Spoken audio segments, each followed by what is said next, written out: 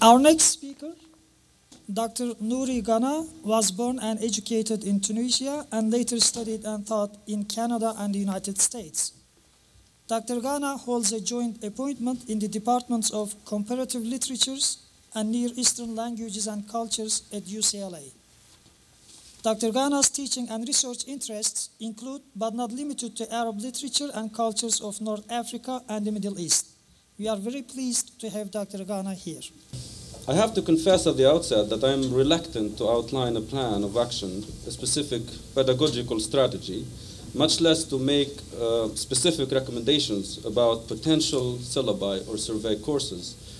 But I feel compelled to point out that the proposed minor, at least in its current shape, which I examined online, does not contain any courses on literature. Needless to say, therefore, that it would definitely benefit from at least two courses on literature, one devoted to the modern and the other to the pre-modern period. A potential third course would ideally be devoted to film, but the study of specific films could also be integrated in the literature courses as well. In what follows, I will limit my schematic and at times scatter it, so I hope you would really forgive me for that. Scattered comments to teaching the Middle East through literature and film in particular. Let me start by pointing out some of the challenges, and as I said, two of them, that should, I think, factor in any pedagogical and curricular discussion. One obvious, and I would add, routine and intransigent challenge to teaching Middle Eastern literature and film remains the challenge of Orientalism. Not only is the Middle East as a geopolitical entity saturated in the American imaginary with Orientalist images, but most students come to class, not as Juan said, not as blank states, but with their imagination already informed or misinformed, if not saturated, the full slate, with those very Orientalist images. What would teaching mean in this case when the teacher is put at a considerable remove from the task of teaching at the very outset? How much time should teachers spend offering correctives, and would they ever be done doing that? In short, when do they get to start teaching proper? It is not easy, of course, to find the right answers to these questions, nor is it easy to find the right formula that would be applied successfully each time anew across graduate and undergraduate levels, and independently of the student body and dynamics in the class, their degree of interactiveness and enthusiasm. What muddies the water still when it comes to teaching literature and film is the very issue of representation itself. There is, on the one hand, the fact that the creative imagination of Arab writers and filmmakers, for instance, has itself been formed or influenced by the pressures of Orientalism. In other words, Arab literary and visual works are more or less products of the coerced imagination, regardless of whether the works in themselves are resistant to or critical of Orientalism. There is, on the other hand, the fact that creative critique itself, even if it were to act independently of Orientalism, cannot surpass the paradox of representation. The fact that whatever has to be critiqued has to be reproduced in representation. This is, for instance, the paradox of representation in Hani Abu Asad's film Paradise Now, Al-Jannah Al-An, which had to reproduce the image of Palestinians as terrorists in order to argue otherwise. That is, to relay and portray their infinite humanity. The same can be said, albeit slightly differently, about Ghassan Kanafani's searing novella, Man in the Sun, Rijal fi Shams, in which Kanafani had to reproduce Palestinians as disposable human cargo in order, of course, to argue otherwise. The risk involved in teaching these kind of works, and others of this sort, is obviously the very eventuality that they might end up consolidating the pre-existing Orientalist images that students come with to class, rather than challenging them. The pedagogical ruse here lies, I think, in inviting students to entertain the habits of mind characteristic of the Orientalist imaginary without inciting them to inhabit them. The ruse, in other words, is how to use imaginative works to work on and transform the tight grip of the Orientalist imaginary without coercion. What is helpful here, if not felicitous, I don't know how to pronounce that word, so never mind, felicitous, is that oftentimes literary and visual works encode pedagogical directives or intents about how they should be read or taught. In the case of both Assad's film and Kanafani's novella, for instance, there is an unmistakable obsession with the question of the human, and above all, with what counts as a human and what not, and how humanity is allocated to some, all the while denied to others. I have noticed that whenever I teach these kinds of works to undergraduates and frame the discussion around the question of the human primarily, students oftentimes find themselves compelled to empathize with the protagonists in the film and novella.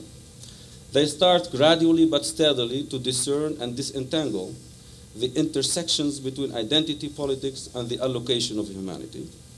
The ideal goal of this line of thinking on the part of students is when they reach the point at which they become able to see the discomfiting ways in which they can be unwittingly involved as subjects in historical events that might not initially qualify even as objects of remote concern for them. Retrospectively, the pedagogical ruse here would be, to paraphrase Gayatri Spivak, to arrive with the students at the point at which they feel compelled to uncoercively rearrange their sensibilities, identifications, and hopefully commitments. I hope these examples makes it clear that teaching about the Middle East and North Africa through literature and film cannot possibly involve a clear-cut strategy or method, but a set of tactics that are at times encoded in the very works we teach. A good teacher is necessarily, in this case, a good reader, because what he or she can or should do is to adjust his or her teaching techniques to the ways a certain film or novel invites to be read and taught. Apart from the challenge of Orientalism, there are obviously other challenges to teaching the Middle East and North Africa through literature and film, and I don't enumerate all of them here. And these challenges can be seen as responses to the challenge of Orientalism that have, in turn, become challenges in themselves. Preeminent among these is the tendency to read Arab literature and film as political statements and manifestos, or allegories of nationhood. This tendency might be partly due to the legacy of the iltizam, or committed literature movement, of the 1950s and 1960s, which perceived of creativity as actuated by serious socio-political issues, and partly due to the massive politicization and targeting of Arab culture as a result of the ongoing Israeli occupation of Palestine, not to mention the recent American colonial adventure in Iraq. The challenge here is that Arab literature and film has become rarely read, let alone taught, for the sake of its aesthetic value.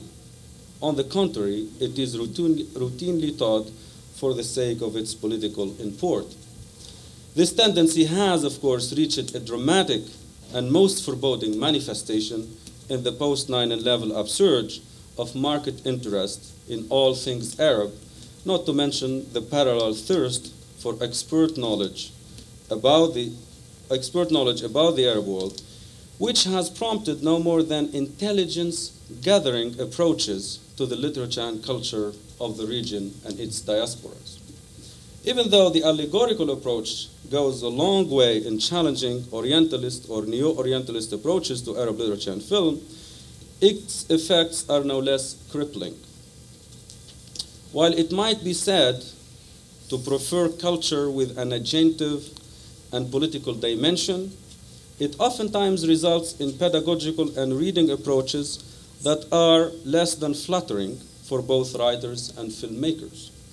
The Palestinian poet Mahmoud Darwish has been quite unequivocal about his impatience with this approach. The exclusive commitment of almost all readers and critics to approaching his writings through the lenses of national allegory has clearly become, for the late Darwish at least, insufferable.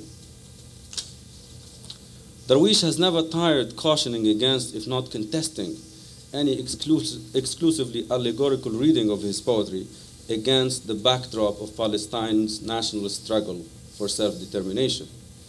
In The Presence of Absence, في حضرة الغياب, for instance, he asks, this is one of his later diwans, ما معنى أن يكون الفلسطيني شاعرا وما معنى أن يكون الشاعر فلسطينيا? What does it mean for the Palestinian to be a poet, and what does it mean for the poet to be Palestinian?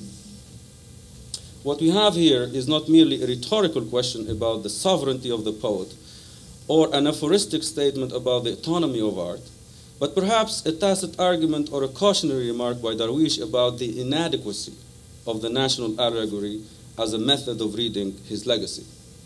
Perhaps much to his credit, Darwish wanted to discourage purely politicized approaches to his poetry. Indisputably, there is more to his poetry than the question of Palestine or the political per se. Yet whether his poetry will be read on its own terms, will be read and taught on its own terms as poetry, and independently of Palestinian nationhood, remains pretty much an open question. It is Darwish's hope, though, that it should be so. But given the seductiveness of national allegory, this has not so far been the case. Like the challenge of Orientalism, the question of national allegory might not appear entirely resolvable, and might indeed continue to preclude aesthetic engagements of Arab literature and film. It must be said, though, that post-1967 Arab writers and filmmakers have been acutely aware of the crushing limits of national allegory and the pressures it exerts on the creative imagination, and have sought to disengage entirely from the project of committed literature and to set out on the long and ongoing process of experimentation with forms. Most post-1967 Arab literature and film has broached the question of politics through its exploration of new techniques and forms of creativity. Were we to suspend our horizons of expectations or presumptions of the political before having it, the political will not emerge unless through a nuanced engagement of form. Whether in teaching Assad's film or Kanafani's novella, not to mention Mufidat Latli's Silences of the Palace and Tayyib Salah's Season of Migration to the North, among so many others, a pedagogical focus on narrative technique should make for a heightened appreciation of whatever political import these works do actually carry. A novel like Season of Migration to the North, for instance, is a good dramatization of the complexity of the creative endeavor of Arab littérateurs and artists as a whole. While it has been widely read and taught, as well as championed as a post-colonial novel that writes back to imperialism, the novel tries actually to do so many things at once. It is simultaneously a critique of imperialism and a critique of tradition. And while it reasserts Arab identity, it also assimilates European modernity. Tayyib Salah has majestically understood and straddled the multiple binds and tasks of Arab contemporaneity, and has sought to dramatize its oppositional currents and how it is engaged in interrogating and scrutinizing the very identity it seeks to reclaim and reassert. On the one hand, and on the other, how it has actively assimilated the project of European modernity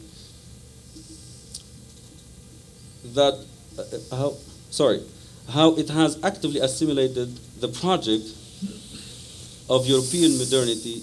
It so consciously defines its own emancipatory project against. Sorry, it's a long sentence. A novel like Season of Migration to the North does definitely become of paramount importance if we were to think about ways of teaching Arab literature and film from a now inevitably post-revolutionary perspective. The question becomes here more pressingly as follows: how do we teach the Arab awakening or the recent revolutionary current that shook the Arab world through literature and film? Of course, this is not a question about the literatures and films that are being produced now and that pertain to the post-revolutionary moment as such, but about those that belong entirely to the pre-revolutionary moment. The challenge now is, I believe, as follows. Is it possible to teach Arab literature and film from an exclusively pre-revolutionary perspective? If the answer is yes, we might just go on with business as usual. If the answer is no, then the task is to define the relationship between literature and film and the Arab awakening. The first move in this direction is to open up the revolutionary current that shook the Arab world to the more long-term forces that precipitated it. In other words, while it is widely believed that the self-immolation of Tunisian street vendor Mohammed Bouazizi sparked the Arab revival, it is crucially important to point out that the mass protests that followed upon Bouazizi's self-immolation must have capitalized on long-standing rebellious instincts that have long been latent. Otherwise, how could Bouazizi's act have mobilized so many so quickly? The question for me here is not so much how suicide protests spark popular revolutions, but how popular revolutions sparked by suicide protests are materializations of a long-standing cultural and critical capital. Bouazizi's self-immolation mobilized mass protests of unparalleled scope and magnitude in the post-colonial history of Tunisia precisely because it occurred in a culture that has kept alive, latently or manifestly, political and critical dissent, despite the tight grip of oppression and censorship. No wonder, for instance, that the early protests, both in Tunisia and Egypt, were reiterating Abu al-Qasim al-Shabi most compelling and influential opening lines of his poem, The Will to Life, Iradat al-Hayat, which refers back to Tunisia's nationalist struggle against French colonial rule. إذا الشعب يوما أراد الحياة فلا بد أن يستجيب القدر ولا بد لليل أن ينجلي ولا بد للقيد أن ينكسر. Once the people assert their will to life, destiny must answer their call. Their night will have to retreat and vanish, their chains to break and fall. The resurrection of Ashabi's memorable lines should not be understood as a mere form of facile sloganeering, but as an evocation of the inextricable relationship between fighting foreign and indigenous forms of oppression, as well as a clear indication of the enduring legacy of artistic resistance and dissent. Once we establish the fact that the longevity of authoritarianism in the post-colonial Arab world matches only the longevity of the dissenting cultural traditions that have tirelessly opposed and critiqued it, it becomes possible to teach Arab literature and film as integral to the solidity, consistency, and continuity of these critical traditions. A course on Arab literature and film from this consciously post-revolutionary perspective becomes a retrospective reconstruction of a genealogy of literary and visual dissent that spans the decolonial and post-colonial moment from Ashabi to Darwish through others like Badr Shakir al-Sayyab, Nizar Qabbani, and Muzaffar al-Nawab, not to mention, of course, novelists such as Najib Mahfouz, Tayyib Saleh, and Ilyas Khouri.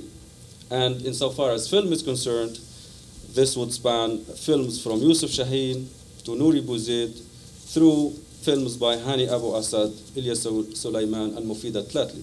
These are just names. Of course, I didn't get to give you a syllabus about this. Such a course will not only introduce undergraduates to alternatives to Orientalism, and perhaps even to national allegories, but it will expose them to the emancipatory value and worldly valences of Arab literature and film at a time when the Arab awakening has gone irreversibly and irremediably global. Thank you.